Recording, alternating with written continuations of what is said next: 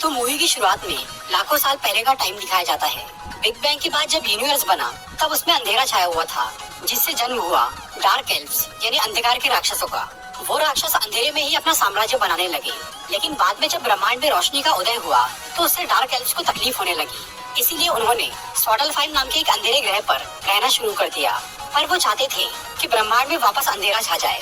इसीलिए dark elves के राजा मेलिकेथ ने अपनी पावर से रियलिटी स्टोन को ईथर नाम के हथियार में बदल दिया। ईथर की मदद से वो पूरे ब्रह्मांड में अंधेरा फैलाना चाहता था, पर ये काम इतना आसान नहीं था। इसके लिए मेलिकेथ को कन्वर्जेंस का इंतजार करना पड़ा। कन्वर्जेंस एक ऐसा इवेंट है जिसमें कई सारे प्लैनेट्स एक लाइन में आ जाते हैं और उनके बीच बहुत सारे पोर्टल ओपन हो जाते हैं। पर यह घटना 5000 साल में सिर्फ एक ही बार होती है।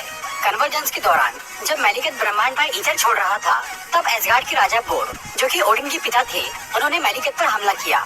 एसगार्ड वालों ने वहाँ कई राक्षसों को मार दिया और उनसे ईथर छीन लिया। फिर उन्होंने ईथर को एक अनजान जगह पर छुपा दिया।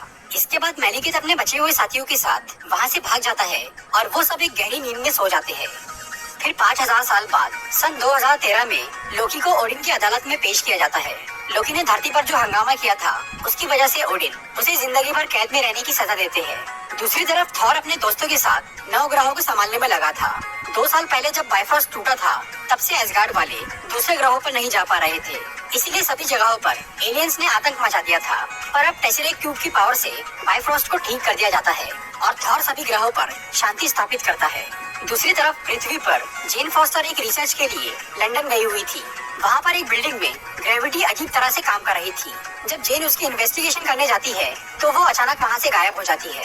असल में ये सब इसीलिए हो रहा था क्योंकि अब फिर से कन्वर्जेंस का वक्त नजदीक आ गया था। उससे ग्रेविटी कम हो रही थी और हर जगह पोर्टल्स खुलना शुरू हो गए थे। ऐसी ही एक पोर्टल से जेन फॉस्टर उस प्लेनेट पर पहुंच जाती है जहाँ पर ईथर को छुपा के रखा गया था। वहाँ जब जेन ईथर के पास जाती है तो वो उसके शरीर में घुस जाता है, जिससे वो बेहोश हो जाती है और घंटों तक वहीं पड़ी रहती है। उधर एसगार्ड में जब हाइमडल थॉर को ये बताता है कि जेन फॉस्टर कहीं गायब हो गई है, तो थॉर उसे ढूंढने के लिए पृथ्वी पर आता है। तब तक जेन वापस लौट गई थी और अब उसकी बॉडी से भयानक रेडिएशन निकल रहा था। ये देखकर थॉर जेन का इलाज करने के लिए उसे एसगार्ड लेकर जाता है। वहाँ पर जब ओडिन जेन को देखते हैं तो वो समझ जाते हैं कि उसकी बॉडी में ईथर है और वो ईथर धीरे धीरे उसकी जान ले रहा था। ओडिन और एसगार्ड के डॉक्टर्स जेन की बॉडी से ईथर निकाल नहीं पा रहे थे। इसीलिए जब तक जेन ठीक नहीं हो जाती, तब तक उसे एसगार्ड में रखने का फैसला किया जाता है। दूसरी तरफ मेलिकेथ को जैसे ही ये महसूस होता है कि किसी ने ईथर का इस्तेमाल किया, तो वो होश में आ जाता है और वो फिर से अपने अधूरे मिशन को पूरा करने में लग जाता है। मेलिकेथ अपने कमांडर अलग्रिम को चालाकी से एसगार्ड की जेल में भेज देता है।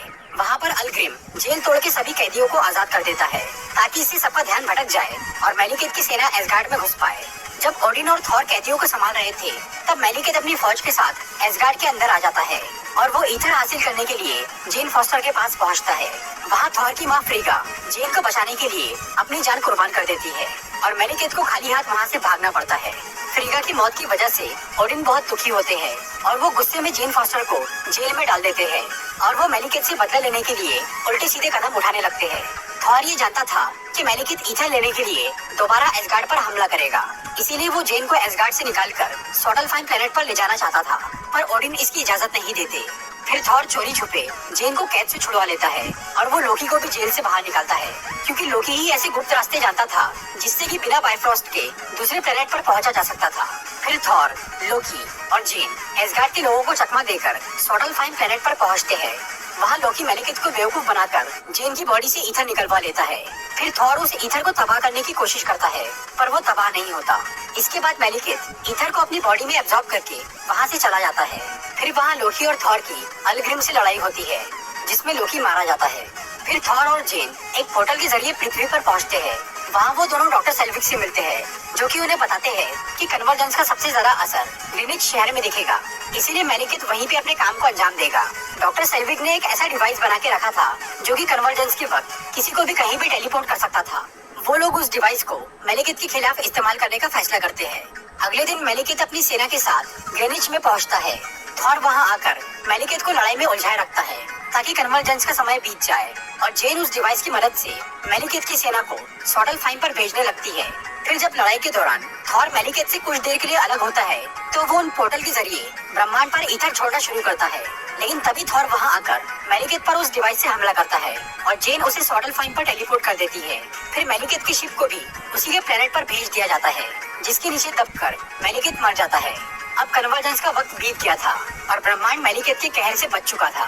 थॉर एसगार्ड लौटकर ओडिन से अपने गुनाहों की माफी मांगता है और वो एक बार फिर राजा बनने से इनकार कर देता है। फिर थॉर के वहाँ से जाने के बाद हमें पता चलता है कि वहाँ ओडिन के रूप में लोकी बैठा हुआ था। लोकी ने इस बार भी मरने का नाटक किया और उसने अपने जादू से ओडिन को धरती पे भेज के खुद उनकी जगह ले ली और वो एसगार्ड में राज करने लगा।